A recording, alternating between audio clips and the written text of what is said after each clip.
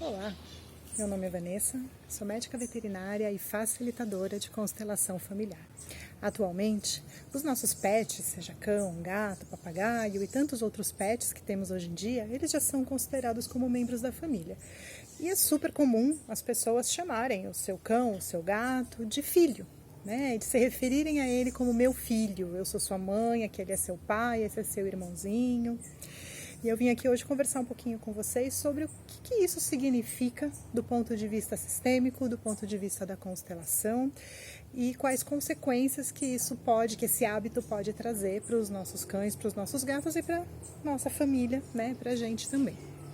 Então, para falar sobre isso, primeiro eu tenho que conversar um pouquinho sobre o que é constelação.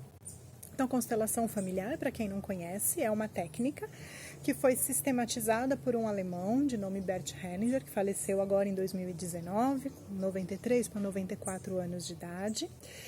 E é uma técnica que serve, basicamente, eu vou falar bem resumido, para identificar emaranhados nos nossos sistemas e apontar caminhos para resolver esses emaranhados. Né? Mas o que são esses emaranhados? Do que você está falando? Calma lá, vamos lá. Vou começar explicando o que é um sistema. Então, Bert Hellinger, pelos estudos e pela prática dele ao longo dos anos, junto com outros pesquisadores também, eles definiram que nós vivemos em sistemas. Né? Então, o primeiro sistema que nós somos inseridos é o sistema familiar.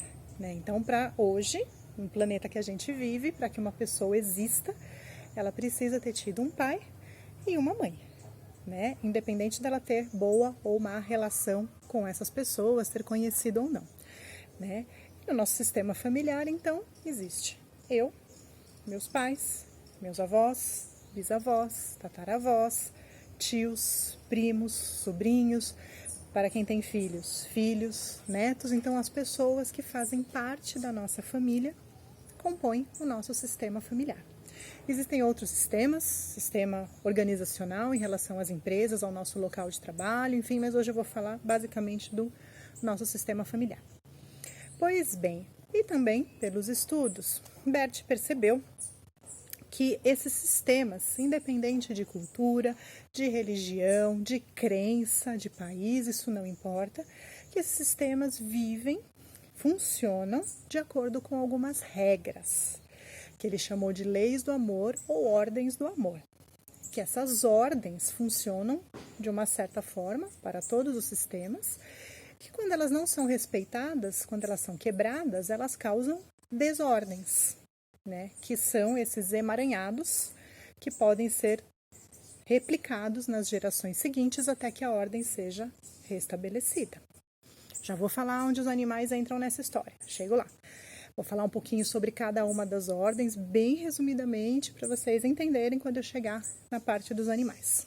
Então, pois bem, uma das ordens, são 3 ordens, chamadas as ordens do amor, as leis do amor. Uma delas é a ordem do pertencimento, que diz que todos temos o direito de pertencer ao nosso sistema.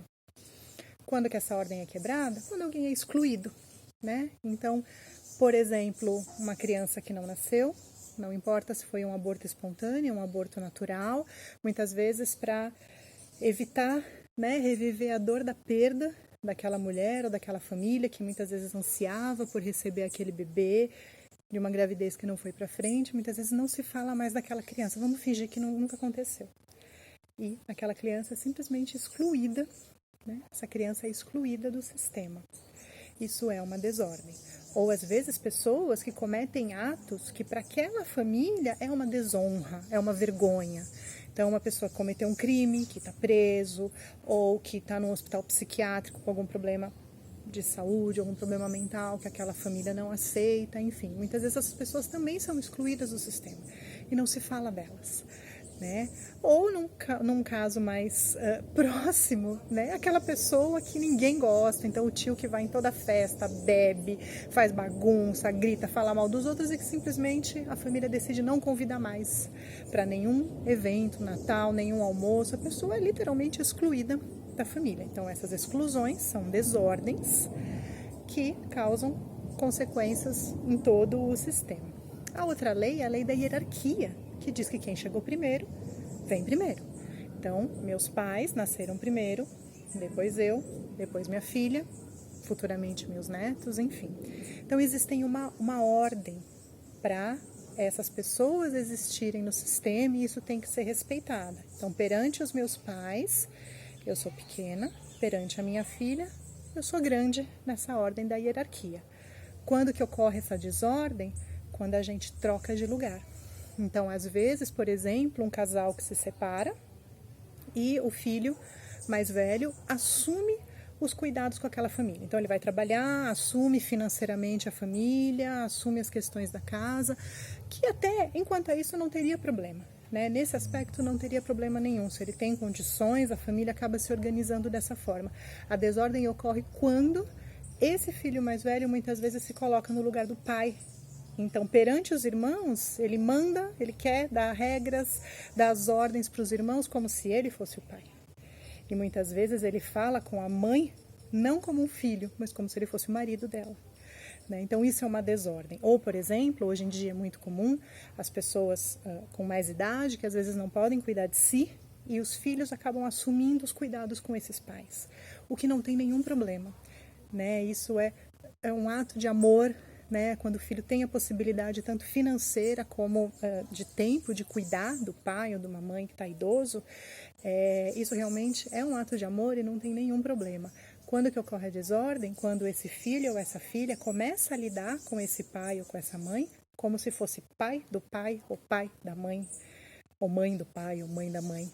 Né? Quando ele sai do seu lugar de filho ou de filha e começa a dar ordem, não, você não vai se vestir assim, não, ó, isso você não vai comer, não, na minha casa não, você não vai comer isso, você vai sair, não, aonde você vai, com quem você vai, que horas você volta, né? Então é aí que está a desordem.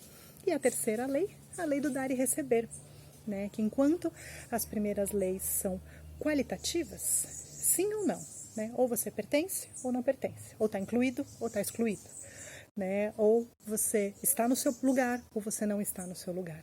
A lei do dar e receber é uma lei qualitativa. Quanto que você doa e o quanto que você recebe.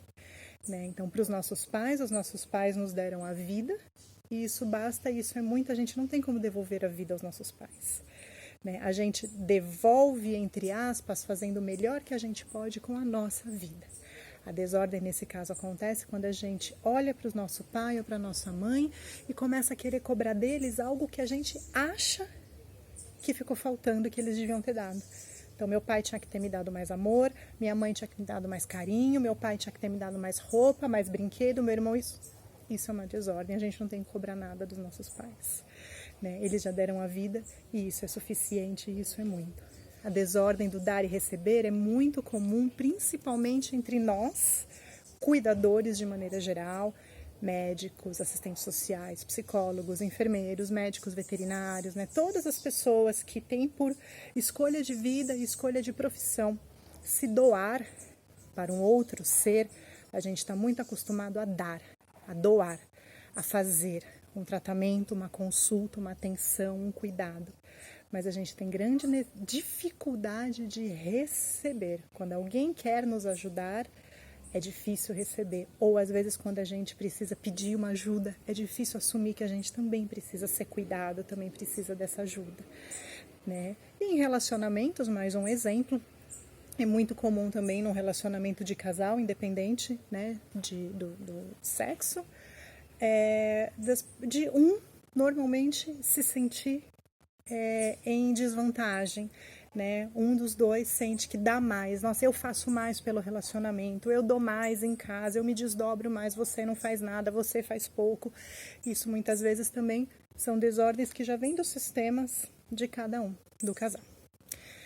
Tendo dito tudo isso, né? Vamos lá. O que os animais têm a ver com tudo isso, doutora? Vamos lá, Vanessa. O que os animais têm a ver com tudo isso? Os animais, eles têm uma fluidez de entrar e sair dos nossos sistemas da mesma forma como qualquer outra pessoa do nosso sistema. Então, quando a gente traz um cão ou um gato para viver com a gente acaba dando a oportunidade, isso não quer dizer que vai acontecer 100% das vezes, mas do que eu tenho visto nas constelações que eu conduzo, na grande maioria das vezes o que acontece, deles serem inseridos nos nossos sistemas e reproduzirem os emaranhados dos nossos sistemas.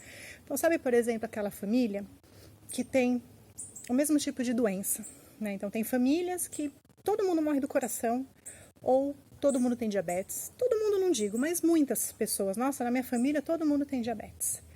Minha mãe tem diabetes, minha avó tem diabetes, tenho 2 tias com diabetes, eu tô com começo de diabetes e agora meu cachorro tá com diabetes. Isso é muito comum.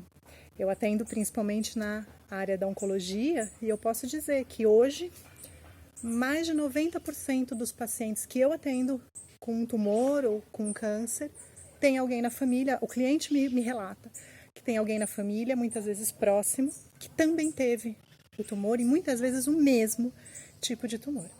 Isso é muito comum e eu acredito que os colegas que estiverem assistindo de outras especialidades também devem ter experiências semelhantes, né? Então, pessoas que já tiveram, por exemplo, 3, 4 gatos, todos eles morreram de doença renal.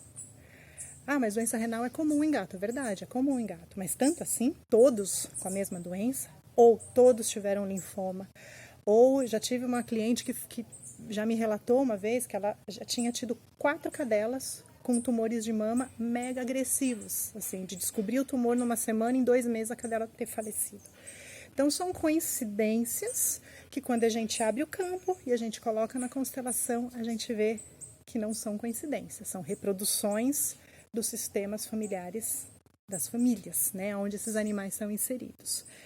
Então, é importante da gente perceber, da gente saber de tudo isso, é que os animais, nossos pets, eles também têm o sistema deles.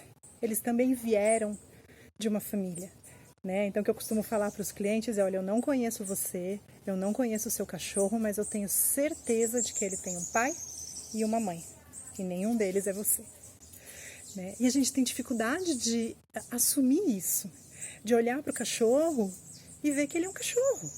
Ele não é seu filho, ele não é uma criança. Apesar de você amá-lo como se fosse seu filho e querer tudo do bom e do melhor como se ele fosse seu filho, ele não é seu filho. Ele é filho de uma cachorra e de um cachorro que veio de um sistema, de uma raça ou de um grupo, seja do grupo dos cães de guarda, o grupo dos cães de companhia, o grupo dos cães de caça, ou se é um... Ah, mas o cachorro é um vira-lata. Tudo bem, ele é um vira-lata, mas ele tem uma história.